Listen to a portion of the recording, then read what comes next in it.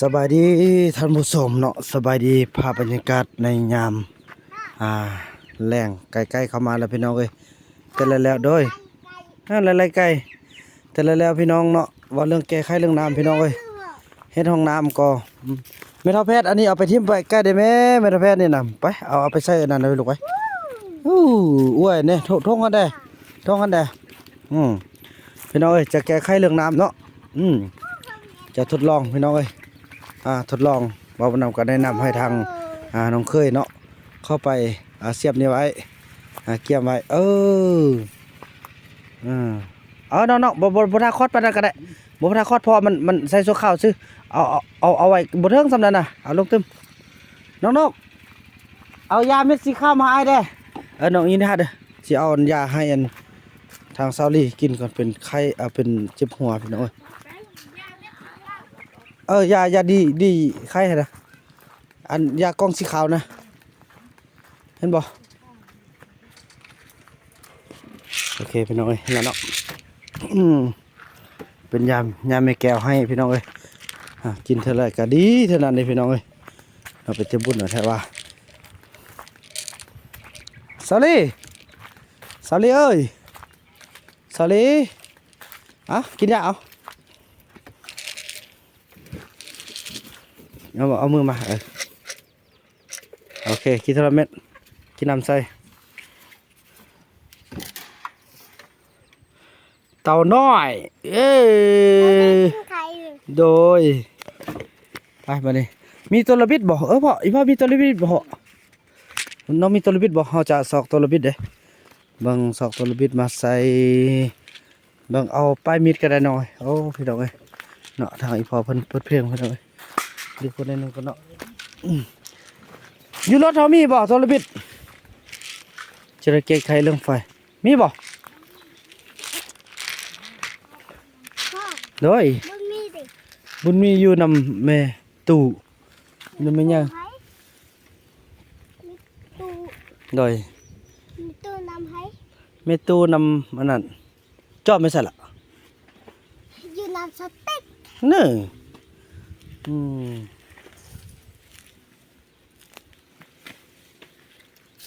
สิไปโดยสิไปแก้ไขเรื่องไฟก่อนเรื่องไร้น้ำพี่น้องเอ้ยพ่อมีมีดบ่พ่อ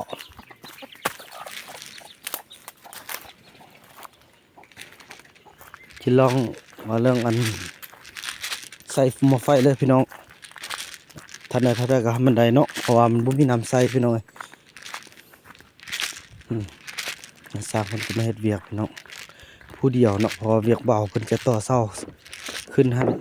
ตัวต่อแล้วแหละยังน้ำพี่น้องน้ำบ่มี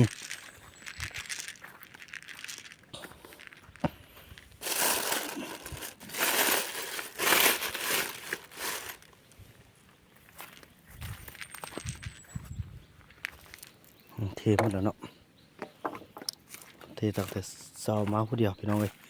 พอลูกเมียเพิ่นไปเฮ็ดสำหรับเวียกให้มันแล้วเนาะวันนี้เพิ่นก็มาต่อเช้านั้นหั่นแล้วก็น่าจะเช้านี้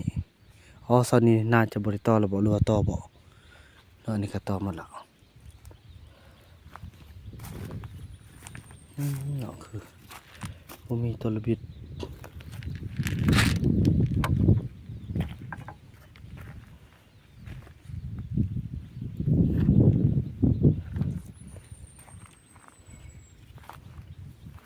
บ่มี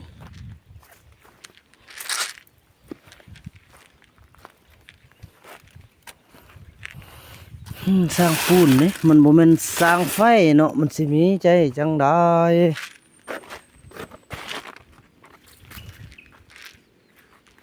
น้องเคยเอามีดก็ได้เด้อมีดปลายแหลมน่ะ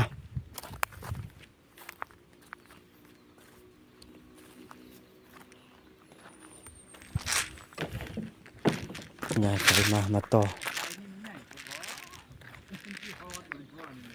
แม่ก็ยันสายไฟยังสายไฟยังมันก็บ่แล่นน่ะ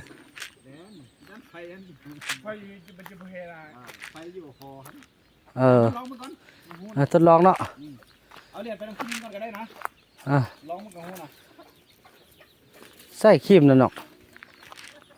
ตัวละบิดนะบ่ ได้บ่ ก็น่าจะโอเคไปน้องดึงส้นมันไปเลย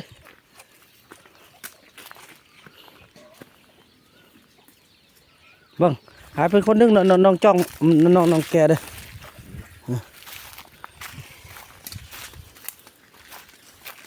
มื้อนั้นมีสายไฟเด้อพี่น้องเนาะมื้อนั้นมันมีไดไง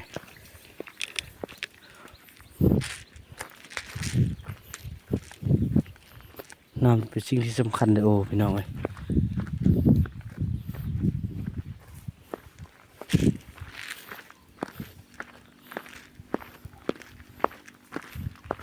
แค้นแดดจะมีคนซวยเวียกซวยงานพี่น้องเอ้ยสันนิตายเลยพี่น้อง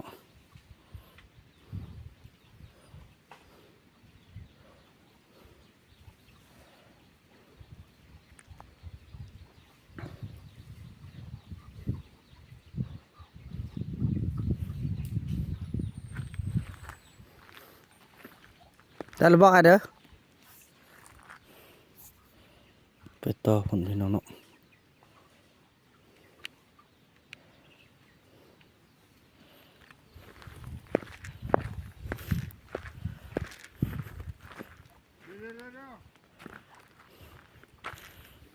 ก็พาก็งามพี่น้อง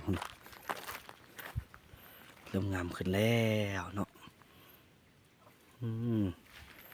ใส่ระบบน้ำหยดใส่เข้าไป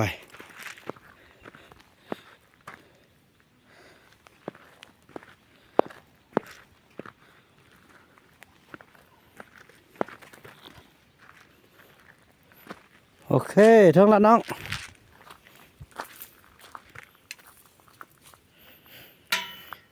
มี FC บางท่านเพิ่นว่าผู้ใดผู้ใดน้องยังบ่จำแนกพี่น้องเอ้ยเขาจักเสร็จซะได้เนาะบ่าวนำก็บอกแล้วว่าเขาเจ้านับถือน้องสาวเนาะก็ฮู้อยู่อายุเพิ่นหลายกว่าเฮาแต่เพิ่นนับถือเฮาเด้พี่น้องเอ้ยนี่แหละพี่น้องเอ้ยคนเฮาว่าเรื่องความสามารถเนาะเฮาเฮ็ดได้สำนี้เพิ่นก็นับถือเฮามันอยู่เฮาเด็กน้อยแต่เฮาสามารถสร้างทุกสิ่งทุกอย่างให้เขาได้อันนี้แหละพี่น้องเอ้ยความนับถือเพิ่นเอิ้นเนาะ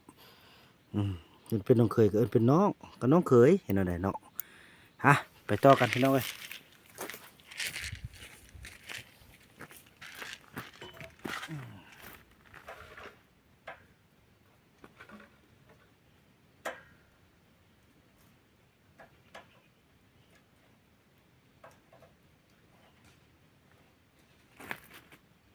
โอ้โธ่บ่แพ้แท้น้องน้องมีครีมบ่น้องพอแล้วน้องเอาครีมมา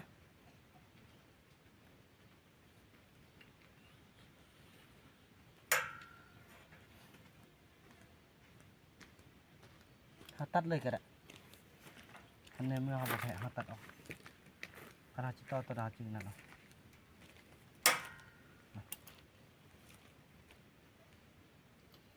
บ่ได้สิอ้าย บ่ได้จะเอาผ่าไป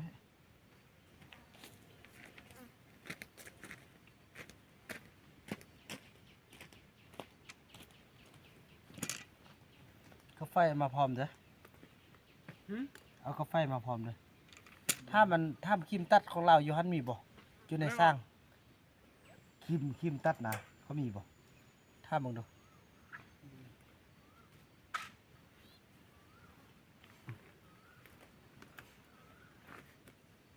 บ่ทันใจแล้วสายไฟนั่นเนาะบ่ทันใจงมตัวนี้ก่อน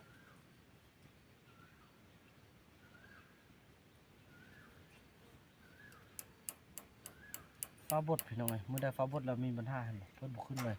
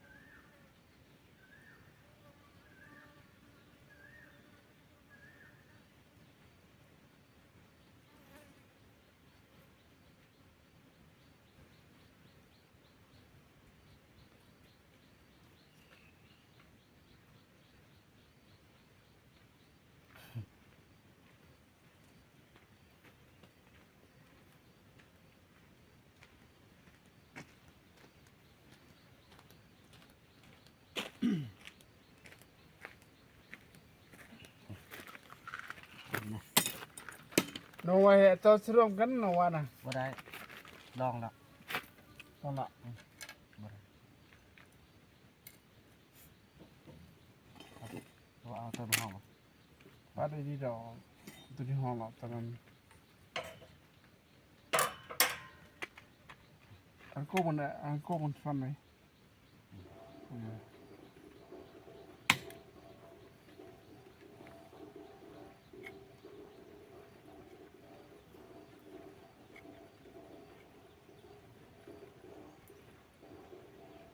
อดทนจะหน่อย ไฟเข้ามาได้แล้วก็นั่นแหละ เลย สิละน้องเอ้ยแค่ได้แต่พ่อแม่เพิ่นช่วยฉันบ่มีน้ำใช้ถ้าเฮาน่ะ แม่น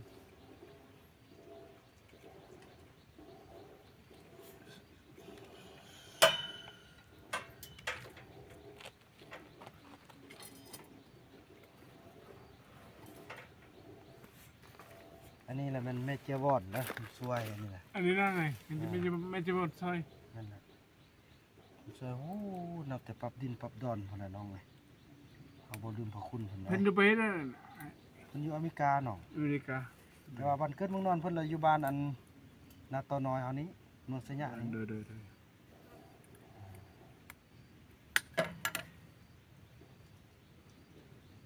อันนี้มัน ใช่เลยใส่เขียวนี่มันใส่แดงนี่น่าจะเป็น บวก บวกใส่นี่จะ ล เป็น บ ลบอันนี้จะมาใส่ตัวนี้ แม่น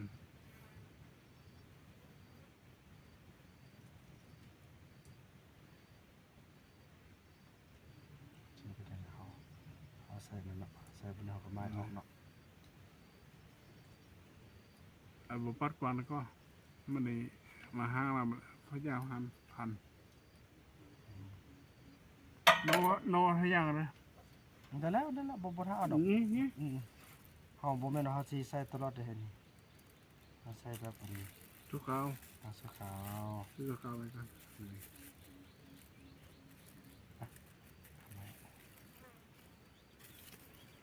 มันไล่ออกกันพอมันซัดกันสิละ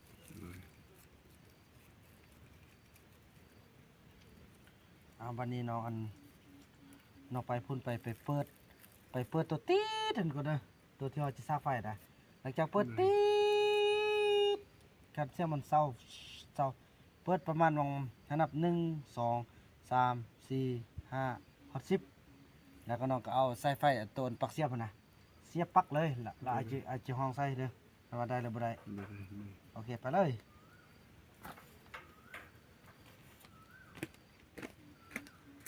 ต้องเปิดสวิตช์ตัวนั้นก่อนได้มันดังตีดก่อนได้ เด้อ มันดังโซนก็ทดสอบพี่น้องเลยเนาะ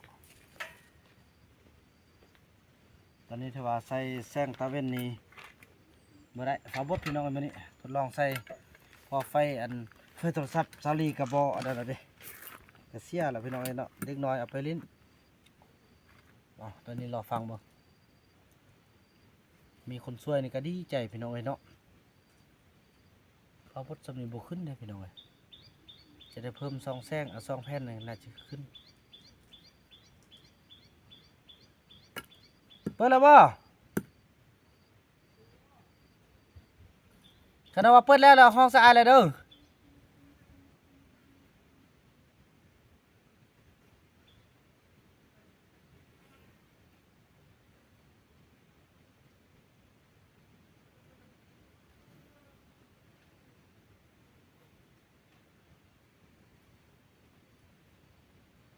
เปิดทางข้างขึ้นนั่นเด้อ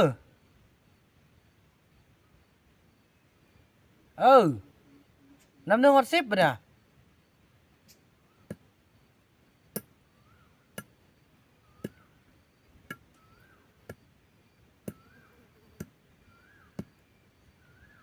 เอาเสียบเลยเสียบแล้วเด้อ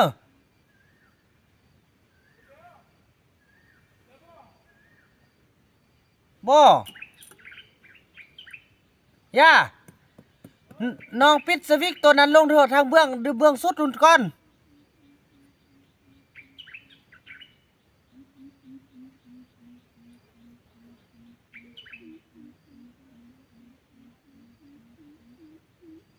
ดังบ่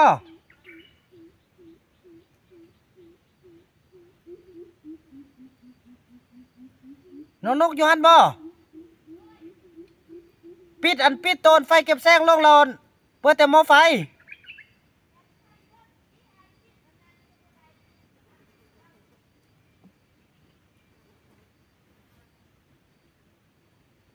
เสียบแล้วมันดังเนอะ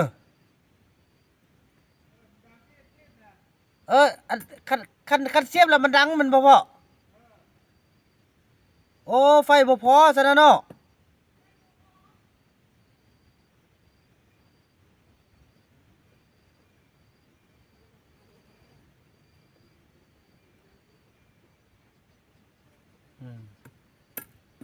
โอ้บัดหนึ่งสันทอดไว้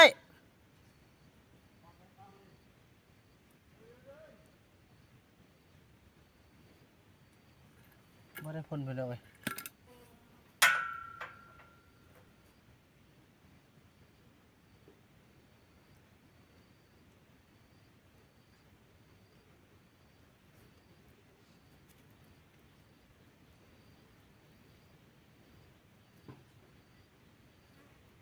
น้องนกน้องเบิ้งดูอันนั้นเป็นไฟล่ามป้าบอกนะเกิดอยู่เขตหน้ากล้องเนี่ยนะขึ้นก้อนน่ะนะ ลงเมฆเลยดองหวันขึ้นน่ะ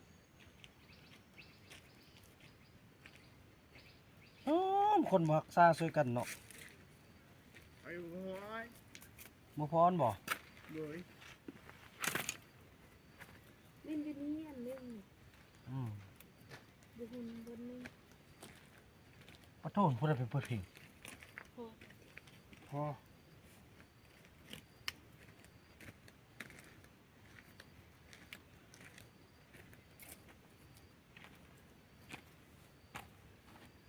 บ่ได้ผลเลย ไฟบัวหอยเอ้ย อาทิตย์มุนใหม่มุนเก่าซะนะโอ้ยนอกไปบล็อกละไปบ่ได้เด้เพลงติดลิขสิทธิ์เลยนะว่าเพราะค่อยได้ไอ้นำเราถ่ายคลิปเอาสิบ่ได้สิเพลงจิมมี่ดีดักพุ่นน่ะโธ่แดงจึงครึ่งเลยซองนี่หัวหน้าเห็นบ่เสียงบล็อกดังอ่ะโอ้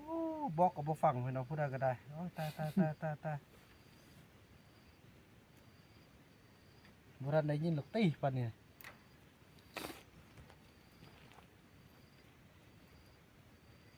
นี่เฮ็ดอันตัวซุป ตัวทอดออกได้กันเนาะบ่ละค่อยได้สิปิดเลยแฮงดีว่าซะ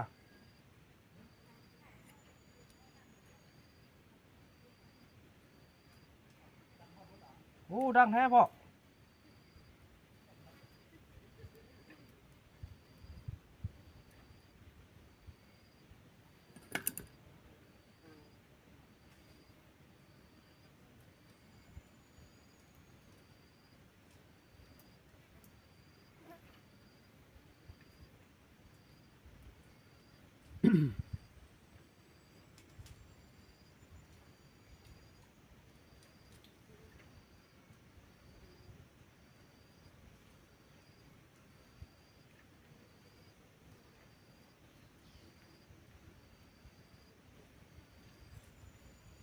แสดงว่าไฟมันกินไฟหลายเด้เนาะ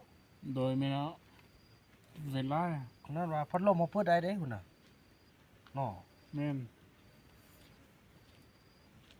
พัดลมเปิดได้อยู่หัวนะแต่ว่าไฟจุดนี้มันบ่แห้ อือ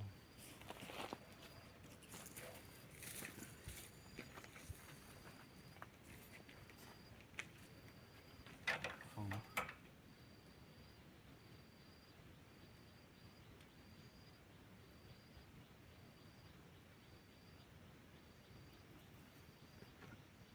บางครั้งคือว่าเป็นอันซ้ำนี้นี่เขาเปิดนี่ขึ้นเลย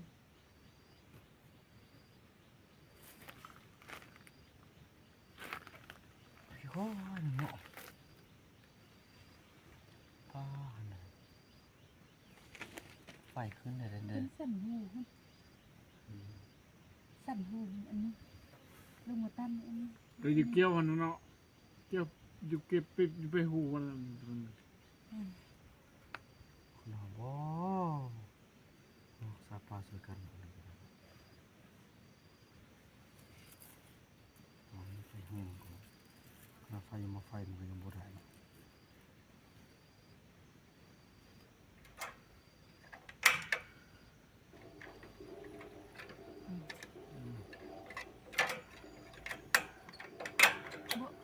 แป้งอันนี้ขึ้น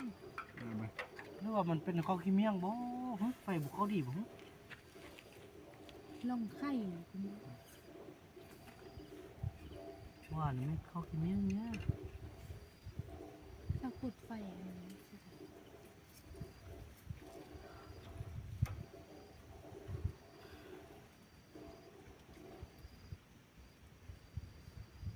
นำกันเริ่มคุยโออยู่เข้ามาละ ขายแรงนั่นล่ะบดหมดมือได้เด้หากว่าเริ่มสีแดด มักงวดเป็นบักหลายๆเป็นเป่าบักนึง อืม เด็กน้อยบ่เห็นบ่ไปปิดมันใคร นี่ไม่เอ่ย มักงวดนี่ ดูสิ อันอยู่อันปากตุ๊บมันหน่อยนึง เดี๋ยว มักจุดจุดเงี้ยนได้เงี้ยนภาษาได้น้ำลูกได้กี่เตาเอาพ่อยันเด้ว่าสิไปกี่พักน่ะบ่ได้แล้วก็ฟ้าก็ทาไปก็ มันรอไป จะได้ไปเก็บผักแหละ ไปซะเบิดเลยว่ะเล็กน้อยนะ บ่ร้อนทานว่ากันไปลิ้นน้ำเลย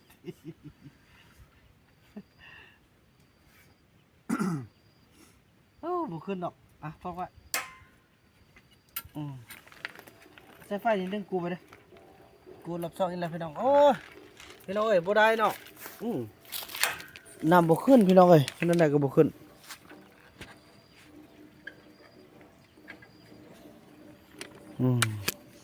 จะได้ไปเคียนเอากันละพี่น้องเอ้ยเอ้ามาทีมนี้อีกแล้วป้าโทรเป็นผู้ใดมาทีมเบิ่งสิได้ไปอันบอกเขาเจ้าก่อนพี่น้องเป็นผู้ใดมาทีมเดี๋ยวนี้นะฮู้เห็นแล้วอันนั้นอันรอแล้วมันบุญยงอันนี้จักเป็นผู้ใดเดียวจะไปไปบอกพี่น้องในคลิปต่อไปเนาะอ่ะคลิปนี้ก็ยาวแล้วพี่น้องเอ้ยเนาะบ่าวนำคลิปต่อไปบ่าวนำจะได้สอนให้เขาเจ้าฮู้จักอนามัยรักษาของที่พ่อแม่ได้ส่งมาช่วยเนาะบ่แม่นว่าได้มาง่ายแล้วสิเฮ็ดมาลำมาลอยพี่น้องเฮ็ดแบบบ่มีค่านี่บ่ได้เนาะจะต้องสอนเขาเจ้าให้ได้พี่น้องเอ้ยเนาะอ่ะถือว่าคลิปนั้นค่อยพบกันพี่น้องเอ้ยคลิปนี้บ่าวนำขออนุญาตกล่าวคำว่าสบายดี